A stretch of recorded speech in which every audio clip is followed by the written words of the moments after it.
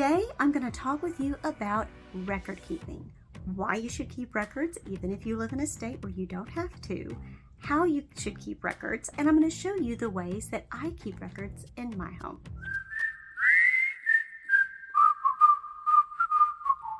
Hi, I'm Kimberly, and welcome back to my channel.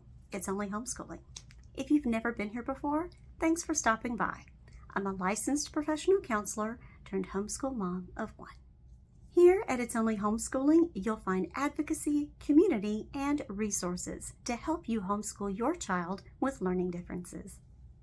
So for me, I have 5 top reasons that I keep records in my home. And the first one is habits. In my pre-homeschool mommy life, I was a licensed professional counselor. Well, I still am, but I haven't worked in the field since my son was born almost a decade ago. Record keeping is just second nature to me. It's pretty much second nature to any mental health professional. It's part of our daily life, part of our job, what we did or what we do when we work in the field. So for me, keeping records is natural to me as breathing, and it was a hard habit to let go of. So naturally, I carried over the practice into my homeschool. We are so devoted to doing this in the field until we even have a saying about it. If it isn't written down, it didn't happen. Documentation for me is just second nature. Okay, reason number 2, rules. Well, homeschool laws vary from state to state. Within those laws, whatever your particular state that you live in, they're going to have different guidelines for record keeping. One way to ensure that you are in compliance with your state's homeschool laws is to check out the Homeschool Legal Defense Association's website. You can go there. I'll put a link up here and I'll put a little description to it in the box below so that you can search and find out what your home state's requirements are for record keeping. You want to ensure that you are in compliance. Since we live in Texas, Texas is a pretty free state when it comes to homeschool. We're not required to keep very extensive records, and since there's not very clear guidelines, I decided to just make up my own, and I'm going to show you that process later on in the video. Reason number 3, looking ahead. While keeping detailed records may seem like a little bit of overkill when your child is in elementary school, children grow. Keeping those records and having the ability to look back on them as they grow up through the years, through middle school and through high school, and if they choose to go on to secondary education, college or trade school, colleges look favorably upon well-kept records. They want to know what books that you've read. They want to know what courses you've taken. It's just another form of kind of fleshing out your transcript, more like a curriculum vitae that you can give details about the field trips you've gone on and the additional classes you've taken or any volunteer work that you've done. Those records can go to serve you well in the future. Colleges like well-rounded students that can show volunteer efforts or even athletic ability and sports, and it can also hold on to some pretty good documentation when you get ready to apply for scholarships. You've got it all right there in front of you.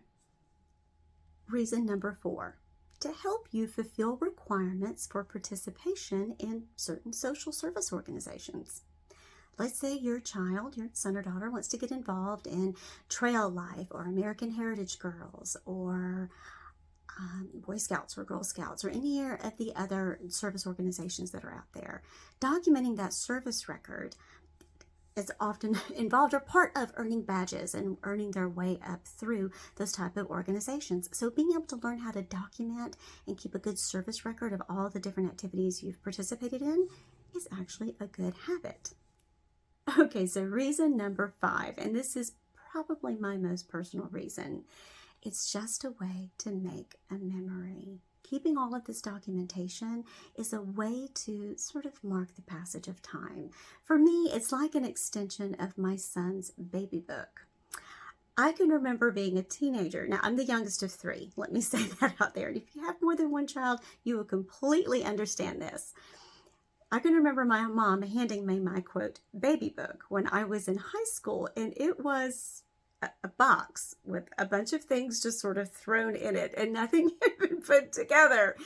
she was tired by the time that third child, me, came along. So of course she didn't have the time to put that together. That is the joke, right? You've got that firstborn baby book and it's all pristine and everything's documented. The second one, you might have, just a few more things in there, but by that third, fourth, or fifth child, you've got one sentence. So grateful she had some of the stuff in a box. But for me, I find it as a way to look back on all of the different things from the projects that we've done and the things that we've enjoyed so that he can look at it later. I do realize though that probably this is more for my benefit than for his, that by the time he leaves home, there's no way that he is going to want to take these items with him. But for me, right now, it's just a nice way to document the passage of time and how we have enjoyed our time together. Make a memory. Okay, so I said my top 5, but I will say number 6. Here's a 6th reason that I thought of as I was filming this video. In all honesty, it's more than just marking. It is marking the passage of time, but if you have a child like mine who struggles with learning difficulties, especially with, in our case, it's dyspraxia, developmental coordination disorder, and dysgraphia, there are certain things for him that are challenges that he has really fought hard to overcome. So I like having documentation of those moments so that I can show him how far his writing has progressed, from challenges in the beginning with handwriting to switching over to cursive to switching over to typing, and just how far he has come in that progression. It reminds him and reminds me that when we go to look at other challenges, because life is going to always throw you some challenges, but if you can look back on your past accomplishments and see how hard work and perseverance and endurance and just, it's not how many times you're knocked down, but the fact that you just keep getting up every time and you just push forward to continue with it, then it shows you that you can overcome and that you can accomplish these things. So I want him to remember these moments of where he's had periods of success, and I want him to feel proud of his accomplishments so that when we face challenges, we can look back and go, well, yeah, do you remember when you did this? Yeah, that was a challenge and that was hard at the time, but you did overcome it. No better lesson, no better teacher than your own experience. And remember, homeschooling doesn't have to be hard. Education is a journey, not a destination. Relax. It's only homeschooling. Bye.